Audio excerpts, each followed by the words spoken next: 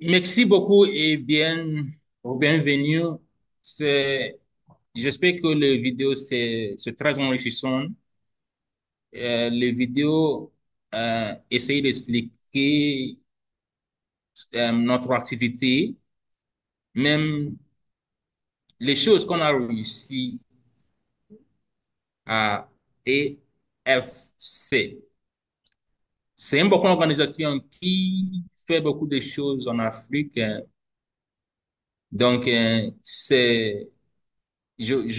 dois remercier.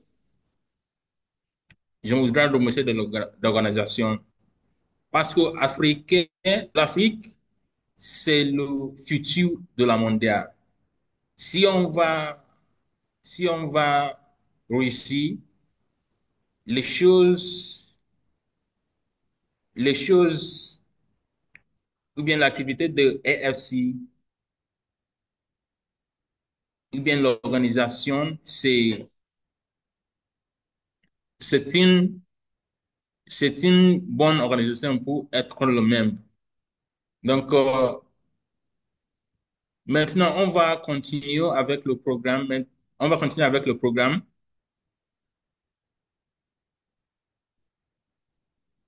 L'activité qu'on a vue maintenant, c'est les panélistes. Il y a beaucoup, les gens qui sont extraordinaires, très spéciaux sur le business. Nous sommes ici pour apprendre avec l'expérience de un. Je voudrais, c'est Monsieur Dressa qui va introduire le panéliste, c'est qui va faire des sessions. Il faut regarder et écouter bien. Faites comme chez vous. Monsieur Dressa, vas-y. Oui, Merci beaucoup. bonsoir. Bonjour, bonsoir, monsieur. Merci, Pascal. Mesdames et messieurs, soyez les bienvenus. Moi, c'est monsieur Tessugue Drissa. Je suis représentant pays de WIPAD au Mali. WIPAD, c'est une ONG qui évolue dans la recherche agricole aussi, et aussi ambassadeur de African Food Changemakers. Aujourd'hui, c'est un réel plaisir pour moi d'être parmi vous en tant que modérateur de cette session, de ces panels qui serait très enrichissant. J'en suis sûr parce que nous avons des panélistes de haut niveau. Sans plus tarder, j'aimerais vous faire une brève présentation de nos différents panélistes. Please, the slide of the panelists. Comme vous le constatez, nous avons trois grands experts avec nous aujourd'hui. Je vais d'abord commencer avec M. Salomon Ponika. M. Salomon est un éminent coach formateur en entrepreneuriat jeune et surtout en entrepreneuriat agricole. Euh, il est aussi il est aussi un formateur dans le cadre du programme YALI en Afrique centrale. Il est spécialisé dans l'autonomisation des agripreneurs. Comme vous le voyez, M. Salomon a aussi des notions. C'est aussi un expert dans le domaine de la gestion des ressources agricoles. M. Salomon aussi offre une formation pratique en entrepreneuriat, en gestion de marketing. Et il est engagé à favoriser la collaboration et à faciliter les liens entre les jeunes entrepreneurs et les principales parties prenantes du secteur agricole. Monsieur Salomon, c'est un réel plaisir pour nous de vous avoir en tant que panéliste pour cette session de webinaire. Soyez les bienvenus. Le deuxième panéliste que nous avons, the second, please. Euh, c'est une grande dame du secteur agricole. C'est Dr Dorothée Mvondo. Elle est la cofondatrice et directrice de l'exploitation Agritech. Agritech, c'est une organisation basée au Cameroun qui aide les agriculteurs à élaborer des plans d'affaires, à obtenir une assistance technique. Elle est aussi une enseignante. C'est elle est,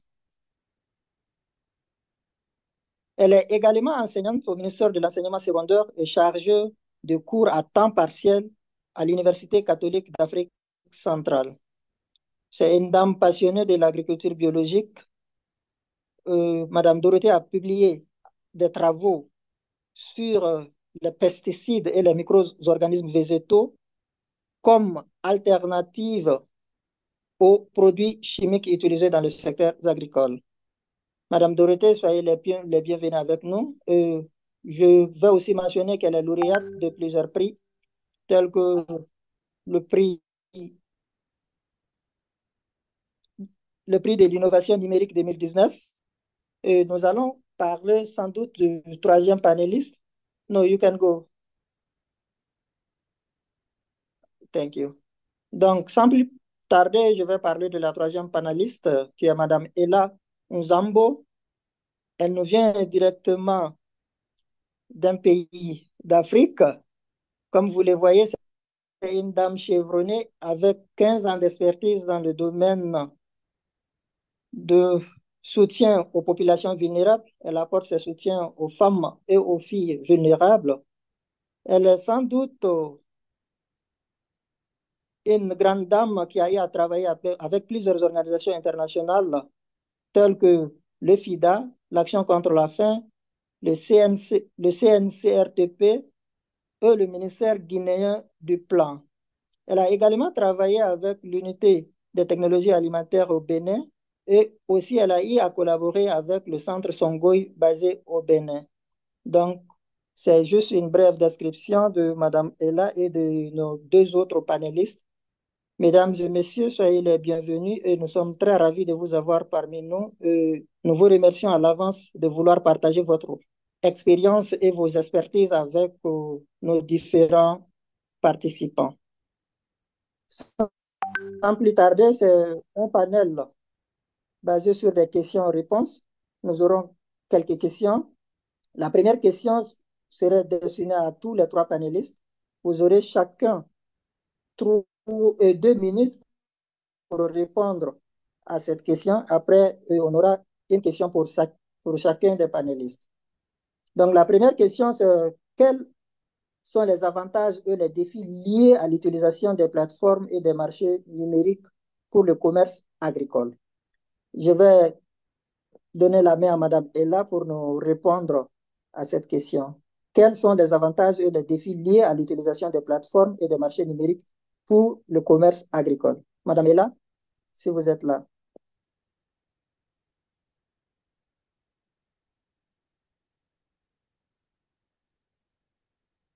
Madame Ella,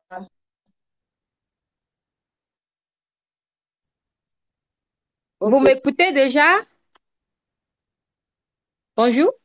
Si Madame Ella n'est pas là pour sauver le temps, nous allons à cette question et nous édifier un peu. Si vous Ok, m'entendiez, je vous ok.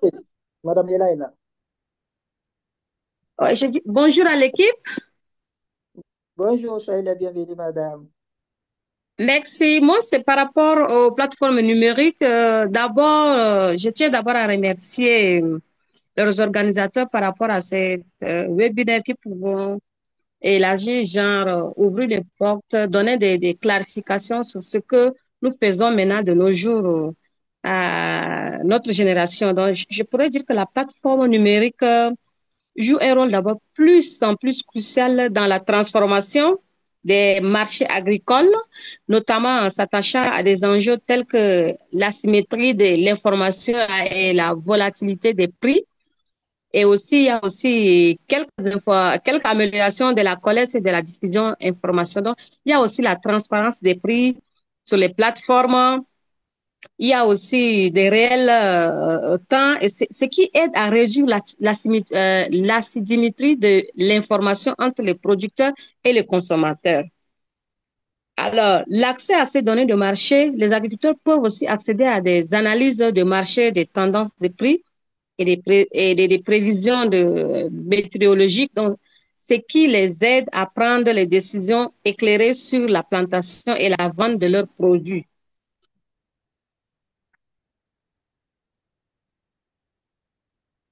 Et aussi, je m'en vais parler aussi de la facilitation Ok. des mises en relation. Vous m'entendiez? Oui, oui, on vous reçoit, madame. Oui, donc je parle ici de la facilitation de la mise en relation aussi. Donc, il y a le réseau de producteurs, de consommateurs. Donc, ces plateformes créent d'abord des réseaux qui relient directement les producteurs, les consommateurs. Je peux rester chez moi et voir ce que l'autre Africain fait dans son pays. C'est par rapport à la plateforme numérique, par rapport à l'accès au marché agricole. Je peux prendre mes produits ici, expédier ou bien envoyer dans d'autres pays pour pouvoir les vendre et les valoriser. Donc, c'est-à-dire que cette plateforme aide d'abord à la collaboration pour des coopératives, permettent aussi aux agriculteurs de collaborer, d'échanger des ressources et de partager aussi des informations, ce qui renforce encore plus leur position sur le marché. Ok.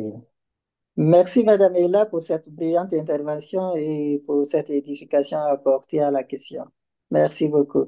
Et Merci. sans plus tarder, je vais passer la question à Dr Dorothée de nous donner quelles sont ses pensées par rapport aux avantages et aux défis liés à l'utilisation des plateformes et des marchés numériques pour le commerce agricole. Madame Dorothée, si vous êtes là, s'il vous plaît.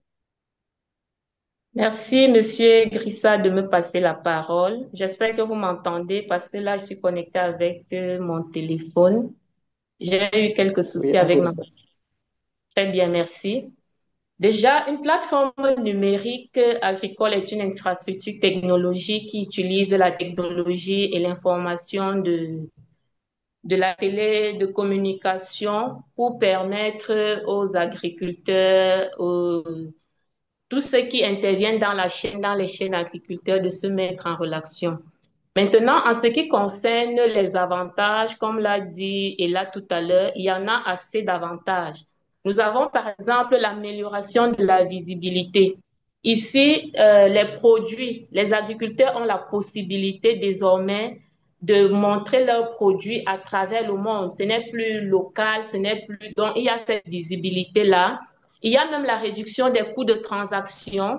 Il y a également l'amélioration de la sécurité alimentaire.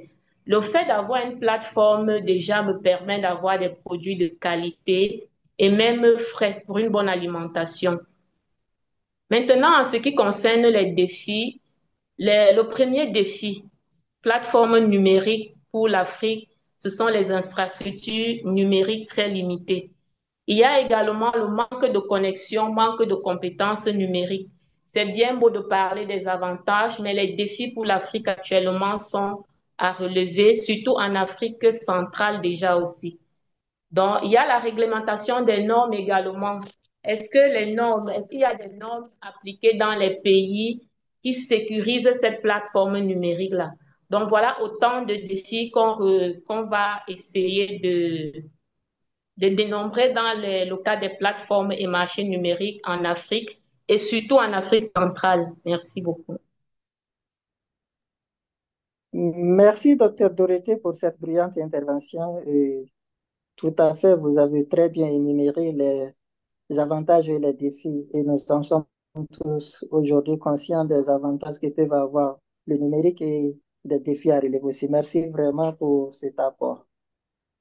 Et sans plus tarder, je vais passer la question à M. Salomon. Monsieur Salomon, si vous êtes là, j'aimerais savoir votre point de vue sur les avantages et les défis liés à l'utilisation des plateformes et des marchés numériques pour le commerce agricole. Monsieur Salomon, s'il vous plaît. Alors, bonjour à tous. Bonjour, Monsieur Drissa. Merci de m'avoir donné la parole. J'espère que vous m'entendez très bien là-bas. Oui, on vous reçoit très bien. Merci beaucoup. Super, parfait. Merci beaucoup.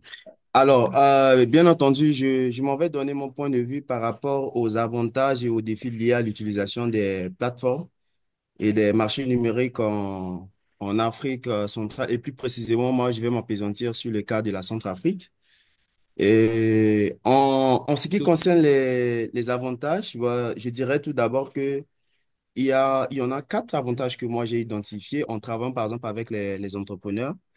Dans le premier de ces avantages, il y a cette question d'accès élargi au marché. Qu'est-ce que cela veut dire? Il y a les agriculteurs peuvent atteindre à travers cet accès élargi au marché. Je pense que grâce aux plateformes numériques, les agriculteurs peuvent atteindre des clients au-delà de leur région locale. Par exemple, un agriculteur peut toucher des gens au niveau du Cameroun, au niveau du Mali, au niveau du Nigeria, un peu partout dans le monde. C'est à travers les plateformes qu'il y a cette connexion.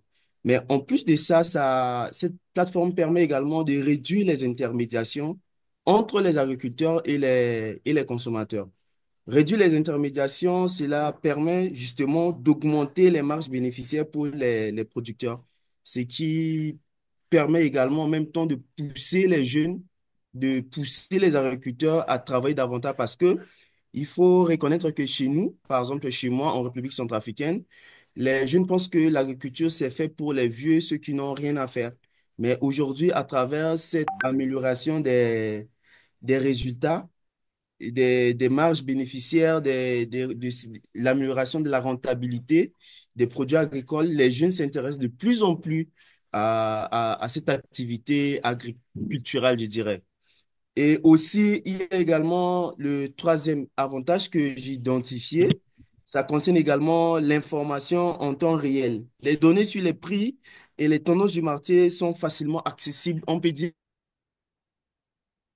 le même prix qui est pour un produit agricole qui est vendu par exemple à Bangui, la capitale de la République centrafricaine, on peut trouver ce même prix au niveau enfin, de l'arrière-pays, au niveau des provinces, au niveau des provinces par exemple. Or, avant, tu peux acheter le prix ici, tu peux acheter une boîte de, je sais pas trop, disons, une boîte de tomates à 250 francs, mais quand tu quittes une province pour aller dans une autre, tu peux trouver le prix à plus de 1000 francs, à plus de 750. Et donc, justement, à travers cette plateforme, il y a cette facilité. Mais il y a également la facilité des transactions. Les processus de vente et d'achat sont simplifiés grâce au paiement numérique. Aujourd'hui, il y a par exemple les mobile money, il y a les sites Internet à travers lesquels les gens peuvent facilement acheter des produits et ça sécurise également les produits. Or, avant, ça ne se faisait pas.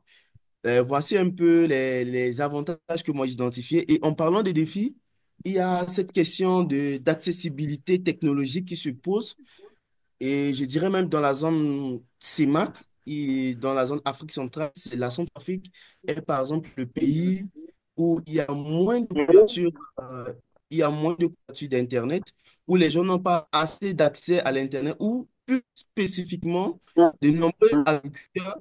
Vous m'entendez? Oui, on vous reçoit, on vous reçoit. Ok, super. Donc, j'étais en train de parler sur la question des défis. Il y a cette question d'accessibilité technologique. Par exemple, de nombreux agriculteurs, en particulier dans les zones rurales de la Centrafrique, où les gens n'ont pas accès à l'Internet, où il y a, par exemple, cette fracture numérique. Dans certaines zones, la connexion n'est pas toujours bonne. Donc, ça limite parfois certaines transactions que nous avons vues au niveau, par exemple, des avantages pour certaines localités, mais il y a également cette question de sécurité des données. Ça constitue également une préoccupation majeure pour, par exemple, la confidentialité. Donc, ça pousse les consommateurs à limiter les achats en ligne, justement. Et en plus de ça, il y a l'amélioration de l'efficacité, de la transparence grâce aux plateformes.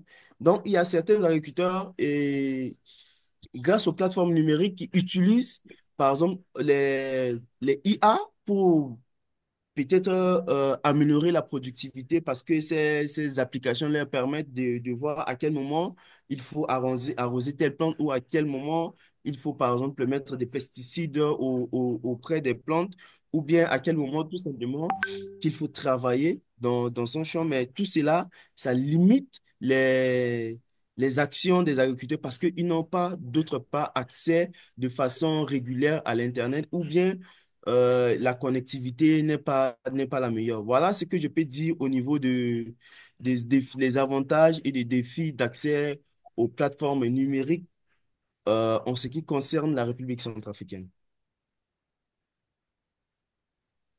Ok, merci, Monsieur Salomon, pour cette brillante intervention, pour cet apport apporté afin de nous édifier un peu plus sur les avantages et les défis liés à l'utilisation des plateformes numériques. Merci beaucoup. Madame Dorothée, cette question vous est destinée et nous voulons savoir comment les plateformes numériques peuvent-elles améliorer l'efficacité et la transparence des marchés agricoles et quels sont quelques exemples de plateformes réussies? Madame Dorothée, s'il vous plaît. Ok, merci. Améliorer l'efficacité et la transparence des produits agricoles. Je pense que déjà, les plateformes numériques permettent l'accès à l'information. Premier avantage, c'est que grâce aux plateformes numériques, les agriculteurs, les acheteurs, tout ce qui intervient dans la chaîne agricole ont des informations en temps réel sur les prix, les quantités disponibles et même les conditions climatiques dans les différents pays. En dehors de ça, les plateformes numériques, ce sont des systèmes sécurisés. Ici, même les modes de paiement sont sécurisés. L'agriculteur qui utilise cette plateforme est sûr d'avoir son argent. Et aussi, il n'y a pas d'intermédiaire entre l'agriculteur et l'acheteur. Donc, c'est direct. Il y a également le suivi de la chaîne d'approvisionnement. Donc, on va du producteur au consommateur directement grâce aux plateformes. On n'a plus besoin de passer par des intermédiaires locaux. L'agriculteur n'a plus besoin de passer par l'intermédiaire locaux pour pouvoir vendre ses produits. On a également cette connexion-là directe entre les producteurs et les transformateurs. Parce qu'on a un souci en Afrique, c'est le problème de transformation de nos produits. Quand les agriculteurs finissent de récolter leurs produits, vous savez, on a les problèmes de route, Or, s'il y a cette transparence-là grâce aux plateformes numériques, un transformateur qui sait déjà qu'il y a tel produit dans telle zone peut s'arranger à aller directement récupérer. Et là, l'agriculteur n'a plus le stress du transport et autres. On a également cette amélioration de la logistique. Comme je venais de dire, les stocks sont sur place et là, le transformateur peut facilement venir prendre son produit.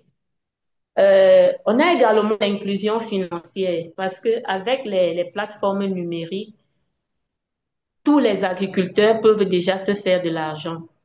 On a un phénomène ici au Cameroun, si je prends par exemple le cacao, c'est l'une des cultures de rente du Cameroun.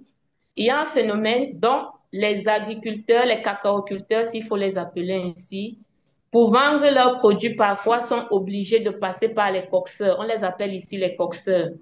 Et si le prix à l'international, par exemple, ou alors le prix national est de 5 000 francs le kilogramme, le coxeur qui va venir vers l'agriculteur va acheter peut-être à 2 500 ou à 3 000 parce que l'agriculteur ne connaît déjà pas ce prix-là, il n'y a pas cet accès-là.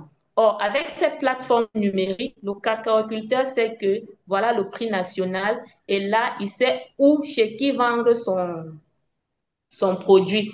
Et là, on n'a plus ça et ça permet l'inclusion financière des agriculteurs.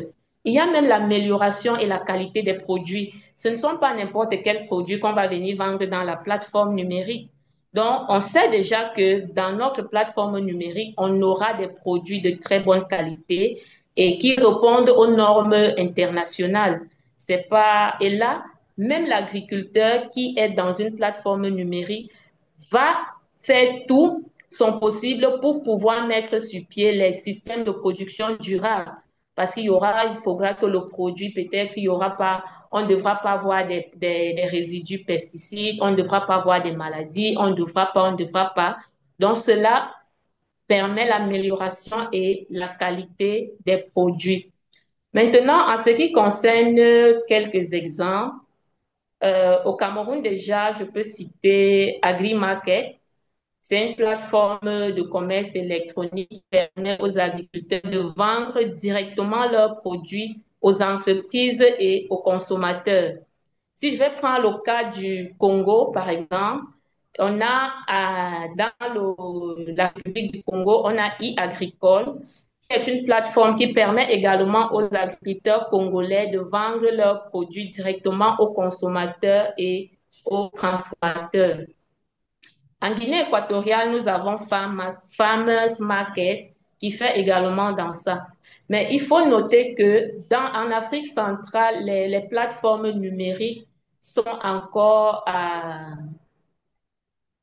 dans les phases, je dirais pas embryonnaires, mais qui sont en train d'évoluer. Contrairement, quand on voit les plateformes numériques qui existent déjà en Afrique de l'Ouest, en Afrique de l'Est, par exemple au Kenya, il y a tellement de plateformes numériques. Par exemple, M-Farm au Nigeria.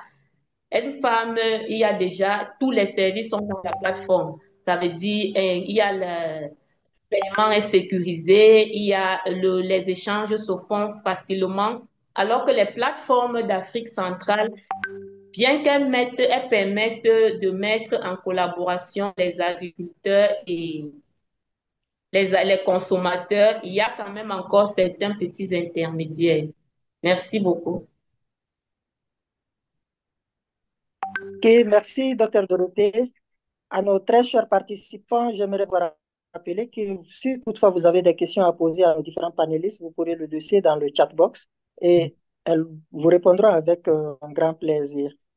Donc, tous ceux qui ont des questions, s'il vous plaît, veuillez poser les questions dans le chat box. Merci. Donc, sans plus tarder, je m'en vais avec Madame Ella. Madame Ella, s'il vous plaît, j'aimerais vous poser cette question. Comment les plateformes numériques peuvent-elles relever les défis de l'asymétrie de l'information sur les marchés et de la volatilité des prix sur les marchés agricoles?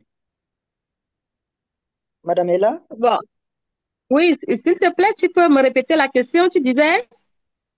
Voilà.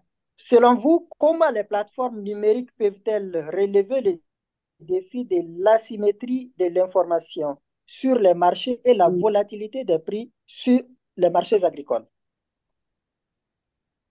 Ok. Euh, D'abord, je commence d'abord, il y aura d'abord l'amélioration de la collecte et puis de la diffusion d'informations.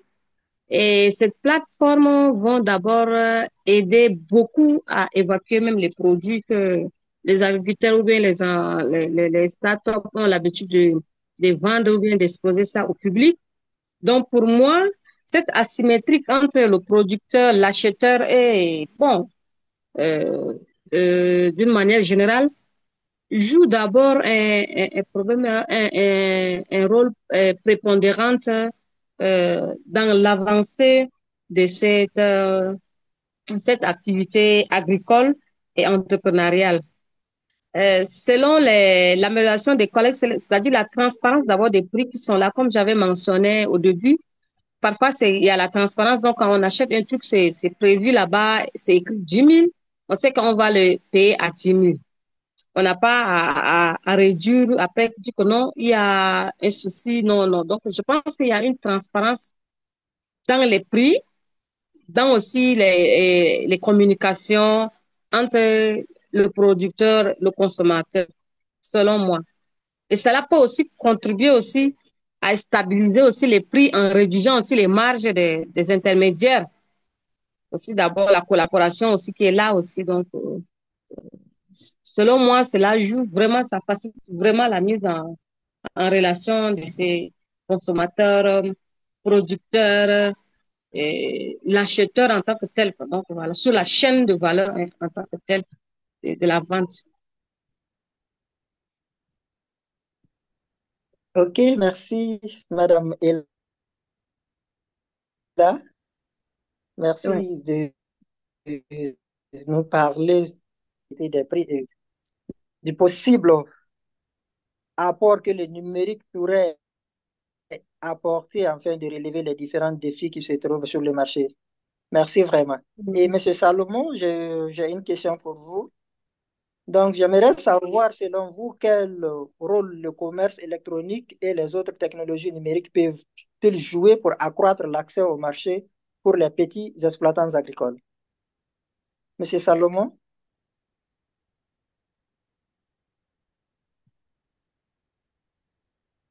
Monsieur Salomon, vous êtes là? Oui, si vous le permettez, si le monsieur Salomon n'est pas là, je peux aussi ajouter quelque chose.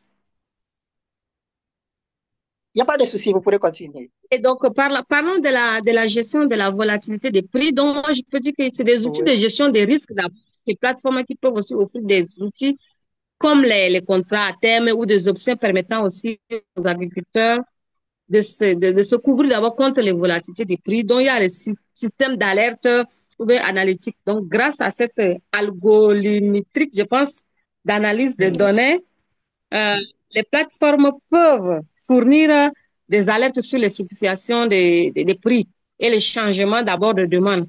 Donc, permettant aussi aux producteurs comment dirais s'adapter rapidement au contexte, quoi, de la vente. Ok, c'est Ok, intéressant. je peux également ajouter quelque chose par rapport au défi de la Allô? symétrie. Ok. Ah, il est là déjà. Non, ok, vous pourrez continuer, vous pourrez terminer et puis je vais lui passer la main en même temps.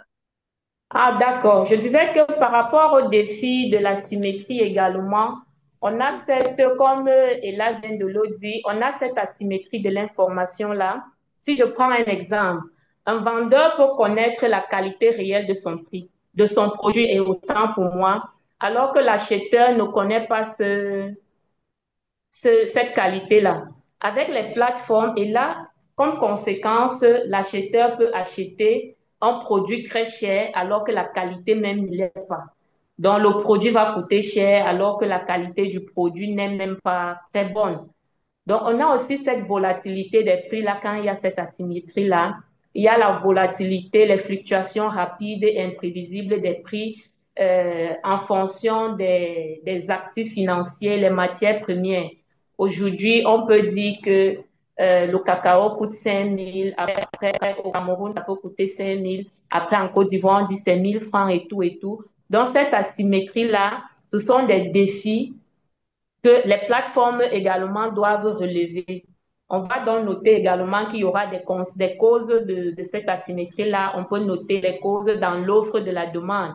L'offre et la demande. Si l'offre est inférieure par rapport à la demande, automatiquement, les prix vont grimper. Maintenant, si l'offre est plus par rapport à la demande, les prix vont baisser.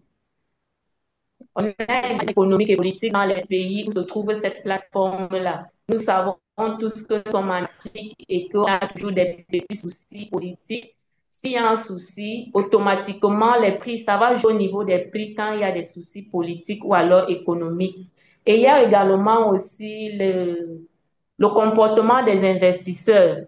Parce que quand il y a des investisseurs, si je prends le cas du cacao, c'est pas nous qui fixons les prix du cacao, c'est l'Afrique qui produit le cacao, mais malheureusement, c'est pas l'Afrique qui fixe les prix là. Donc, Tout à tout fait. ça va donc dépendre maintenant des investisseurs et des consommateurs de ce cacao-là. Ce sont eux qui vont exiger que voilà, voilà, voilà. Donc, c'est ce que je Ok, voulais ajouter. Merci. ok, merci, merci, merci vraiment de nous apporter cette clarification aussi. Merci beaucoup, Madame Dorothée. Donc, Monsieur Salomon, vous êtes là? Oui, je suis là, monsieur. Ok.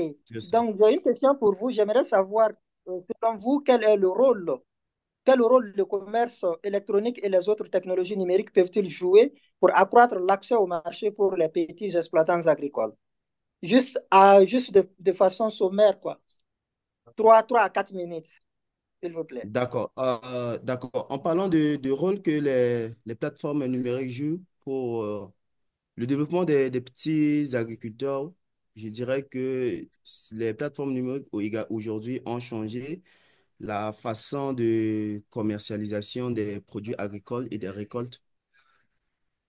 Déjà, il faut reconnaître que ces plateformes constituent des outils qui permettent de donner un accès élargi au marché en connectant directement les agriculteurs aux consommateurs et aux acheteurs. Cela élimine également les intermédiaires, ce qui peut accroître les ventes et améliorer les revenus des agriculteurs. Ceci veut dire quoi? la vie des agriculteurs change et ça pousse plus des agriculteurs ou à pousse plus des jeunes, plus des gens à s'intéresser à l'agriculture. Et moi, je donne toujours pour le cas de mon pays où ça devient un peu compliqué parfois de trouver par moment certaines semences. Et je pense que grâce à ces plateformes, les gens peuvent accéder, peuvent avoir des semences importées depuis la Chine, depuis le Cameroun, depuis le Rwanda, voilà. Et aussi, en plus de ça, il faut noter que les plateformes numériques favorisent la transparence des prix en favorisant des informations en temps réel sur les prix du marché. Et cela permet aux agriculteurs de prendre des décisions éclairées. Par exemple, avant, j'accompagnais un agriculteur qui, lui, faisait après récolte par exemple, du café. Il stockait le café chez lui, dans l'arrière-pays, il stockait chez lui. Et puis, il ne savait pas à quel moment il fallait vendre parce que les prix augmentent et les prix diminuent. Il y a cette fluctuation des prix. Et à travers une plateforme que nous utilisons, par exemple, chez nous, en République centrafricaine, qu'on appelle Garati, qui est en langue nationale et traduit en sango, qui veut dire notre marché. Et plus cet agriculteur s'est inscrit sur cette plateforme, ça lui donne la possibilité d'avoir ces informations en temps réel et de savoir à quel moment il peut vendre et combien coûte, par exemple, le kilo du café, par exemple. Donc, je dirais que les plateformes ont vraiment changé la façon de voir des agriculteurs. Les plateformes ont radicalement changé la façon de faire de l'agriculture.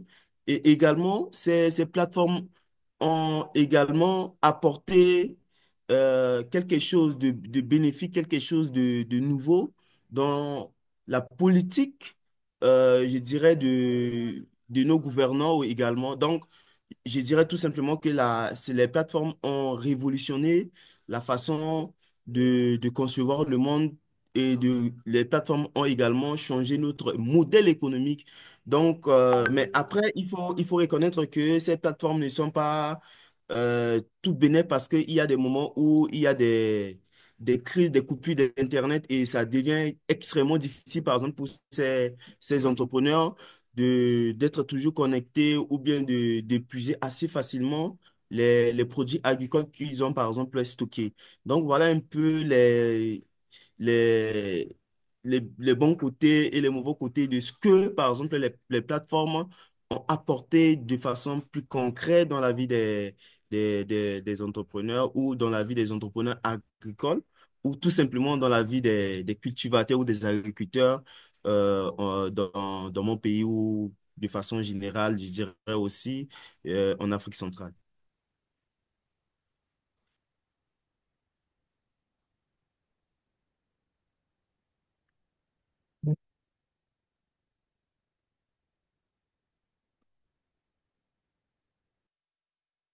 Ah, ils ont pas une très bonne connexion là, ouais.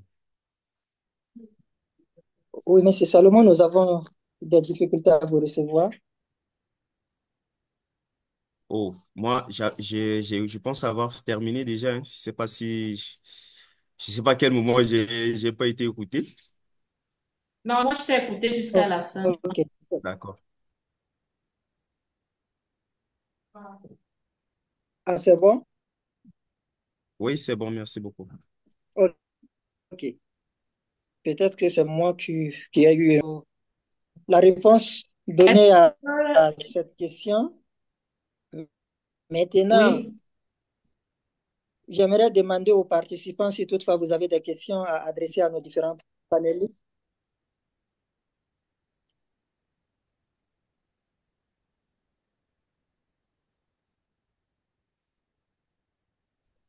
Oui, Madame Dorothée, vous oui, je voulais ajouter par rapport au rôle me recevez? des plateformes comme l'autre panéliste vient de le dire. En dehors de ça également, Vous nous me avons recevez? l'accès au financement. Oui, je dis, en dehors de ça, les agriculteurs, grâce aux plateformes numériques, ont également l'accès au financement. Parce que les plateformes numériques il y a des plateformes de crowdfunding qui peuvent aider les agriculteurs à accéder à des petits financements pour pouvoir mener leurs activités. Il y a également ce renforcement des capacités-là. Les agriculteurs qui utilisent les plateformes numériques seront mieux outillés. Donc, ils seront obligés d'apprendre comment manipuler un téléphone, comment donc utiliser les TIC, contrairement aux autres agriculteurs qui n'utilisent pas cette plateforme numérique-là. Merci. Ok, merci beaucoup. Si vous avez des questions, s'il vous plaît, veuillez poser les questions dans le chat box et nos panélistes vous répondront avec un grand plaisir. Merci beaucoup. Sans plus tarder, je vais passer la main à Pascal pour faire une petite présentation des différents programmes de African Food Change Makers. Pascal, s'il vous plaît, vous avez la main.